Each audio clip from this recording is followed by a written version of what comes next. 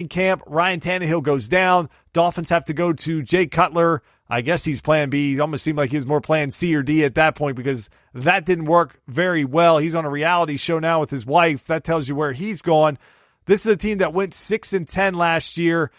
But Eric, I feel like the big question for this team, is this the make it break it year for Ryan Tannehill? Oh, absolutely. I know we have some fans over in England who actually have gravitated toward the Miami Dolphins, either for time that they've spent here in the States and in Florida, or because they've seen the Dolphins play in England a couple of times and they root for the Dolphins. They try to tell me how good Ryan Tannehill could be if he could just stay on the field. How many seasons are we going to hear that? Ryan Tannehill is now an NFL veteran who has amassed almost no stats at all because he's riddled with this injury bug, and it's year in and year out. If he's not playing with good players, his stats go down with that. I just don't see a long-term future for Ryan Tannehill in this league. And yes, you nailed it. This is the year. They don't have good pieces, though, again, at wide receiver. They've got a dinosaur bringing in Frank Gore at running back. And I say that with all due respect because Frank Gore, as from career stats-wise, is actually pretty good, but he's definitely slowing down. I mean, it's key that, San Francisco moved on and Indianapolis moved on and now he's with Miami. I think the warm weather could help him, but Drake's going to be in that backfield wanting to get carries. Here's the point, though. Who's Tannehill going to throw to? I know they've got some retreads at wide receiver.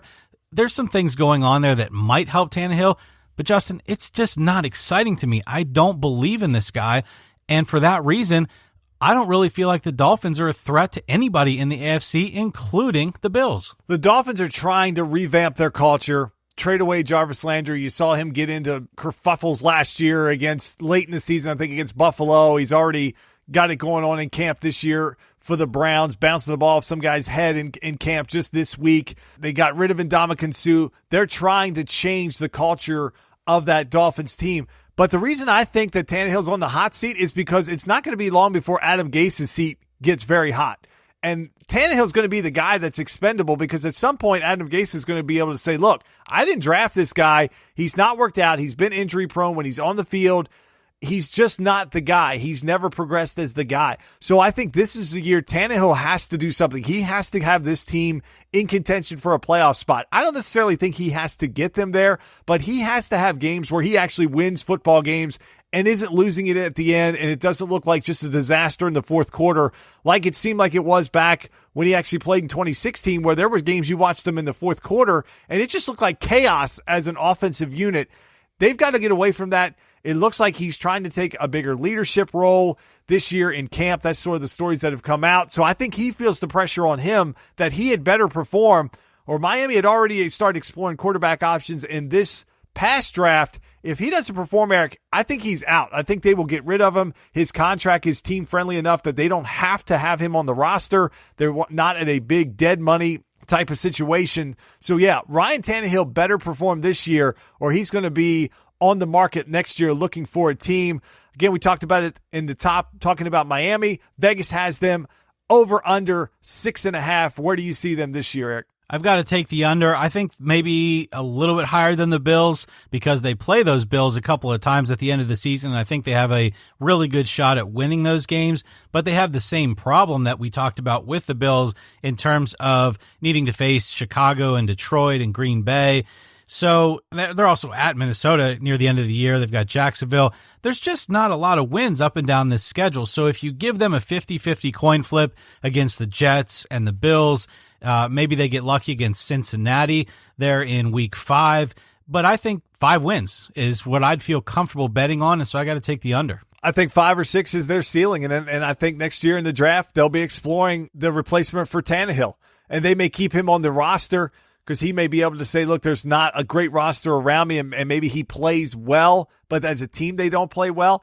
But just to your point, you start to look at the AFC South, who they play with the Colts and the Texans and the Jags and the Titans, and you look at that group, and then, like you said, you mix in Minnesota and Green Bay, 2 games versus New England.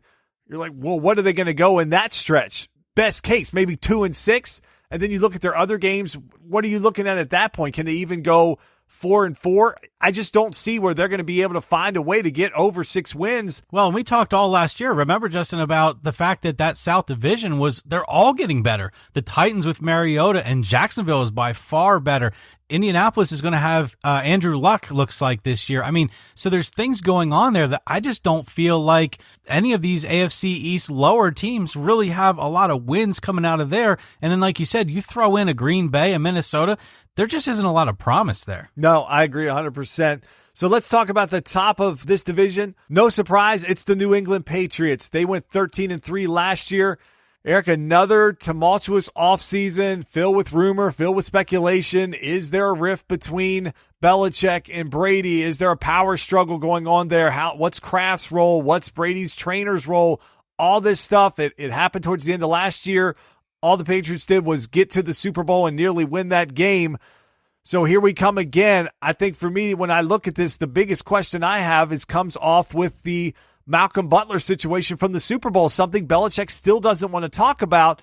But for the first time, it seemed like Belichick put his ego in front of this team. And he still doesn't want to talk about the fact that he took a player that played 98% of the snaps for New England and didn't play him one in the Super Bowl.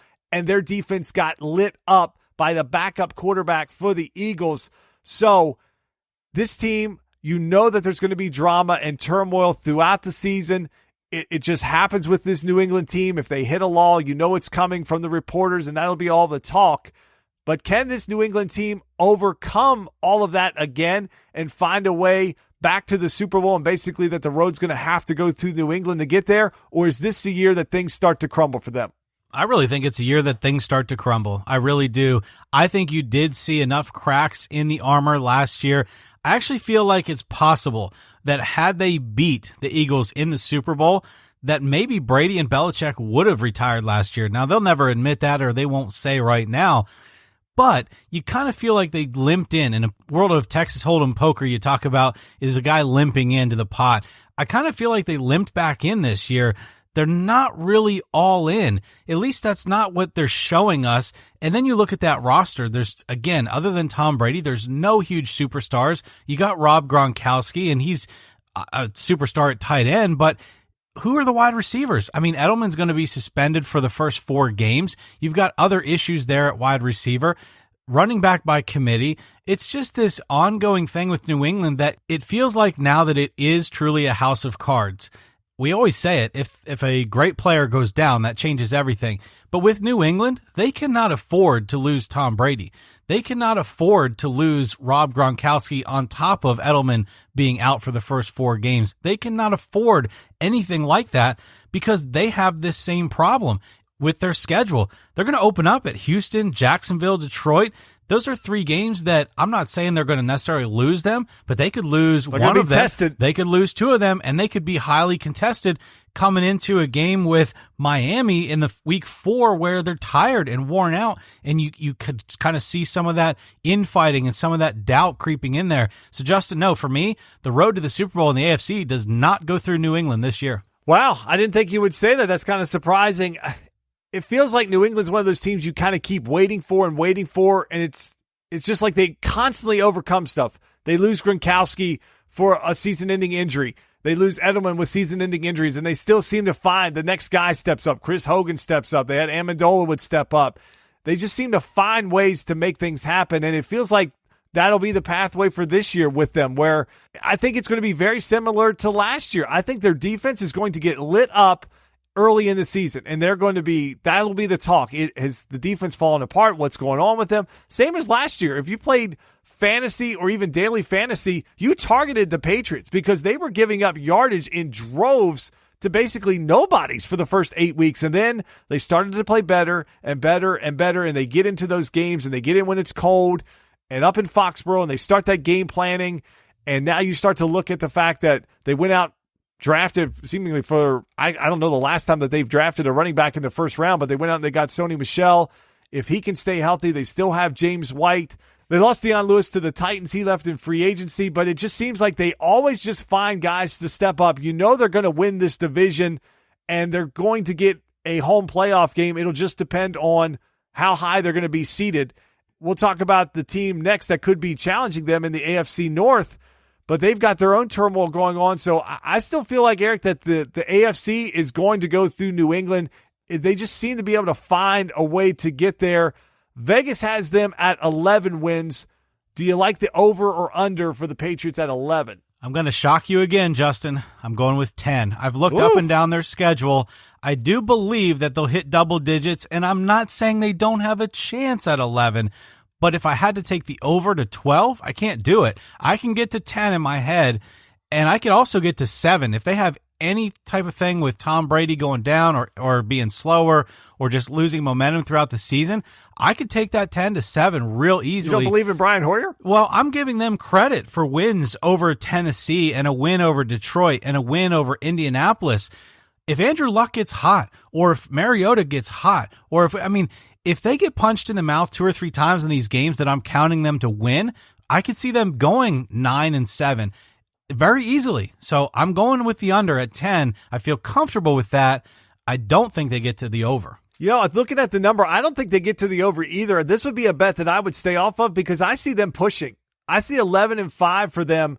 I think that they can get over the 10 mark just because I think some of those AFC South teams like the Colts and like the Titans, I think they can beat. When the Texans come in, again, early in the season, if Watson comes in healthy, we've seen what he can do and how he can light things up. New England might not be ready for that yet. But then when you start getting into 2 games versus the Dolphins, 2 versus the Bills, some of these other teams in games that New England just finds a way. But I do think that they're going to lose. I just 11-5 just feels like that's where they're going this year. Out of all of the league, is there any other team that we would talk about that has the higher ceiling and lower floor than the New England Patriots if something were to go wrong? Well, if Tom Brady leaves, yeah, they're in big trouble because this is a different team. Last year, we couldn't have said that because you can see what Jimmy Garoppolo has done when he went to San Francisco. So there wasn't that fall off like, if Brady leaves, there will be a drop off, but it won't be bad. When you look at now, Brian Hoyer is the guy that got shipped out because he was so bad that the 49ers had to go get Garoppolo. So you start to think about turning this over to him. It's not going to run the same way that Brady runs things. So yeah, I don't think there's a team out there that is that dependent on one guy to lead them. If Brady goes down, we're having a whole different conversation. Hell, maybe your Jets are in the mix to win the AFC East at that point. Let's swing it over to the AFC North. The talk of the town, it seems like every time I turn on the television, is the Cleveland Browns. I don't know a team that's been 0-16 the season before that has gotten the amount of TV time, airtime, publicity that the Browns have. But when you draft Baker Mayfield, who is maybe a controversial pick in some people's mind or a kind of a surprise pick that people really didn't think was going to happen, now the Browns are on Hard Knocks, so that always gets you the spotlight right now for the preseason. But, Eric, this is a team that's 1-31 in their last 2 seasons. They've brought Hugh Jackson back. They brought John Dorsey in as the GM. Again, they drafted Baker Mayfield number 1.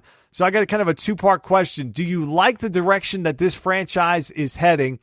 And then after preseason game 1, so much hype on what Baker Mayfield did, will the Browns be patient with him this year? I hope they are. Now, listen, I wasn't high on Baker Mayfield. We talked about him in the NFL draft episodes. I was super excited when the Jets traded up and actually had Sam Darnold there. Mayfield was already gone. I didn't have to worry about that.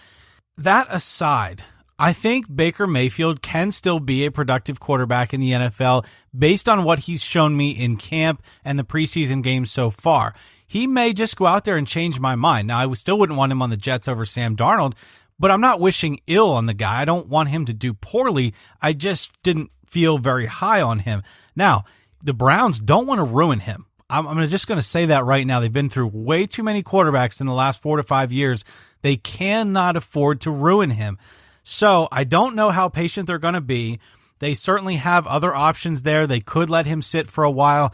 But I really think he's going to come out of preseason just because of the way he is, his personality, his firepower, his will to win. Take nothing away from the guy. What he did in college to get to where he's at, he has a fire in his belly that you would want if you're an NFL GM and an NFL head coach. So he's probably going to just flat out go out there and win this starting job. Now, if that were to happen, I think with the pieces they've put in place in the offseason, Carlos Hyde, Jarvis Landry, they've got a good defense now that's probably going to be more of a leadership role on this team. They're talking this week about going to get Des Bryant, which, look, I'm not real high on Des Bryant, but if Des Bryant is a piece instead of the centerpiece, if he's just a piece with Jarvis Landry and other options there, I think that could work, and it just gives Mayfield more options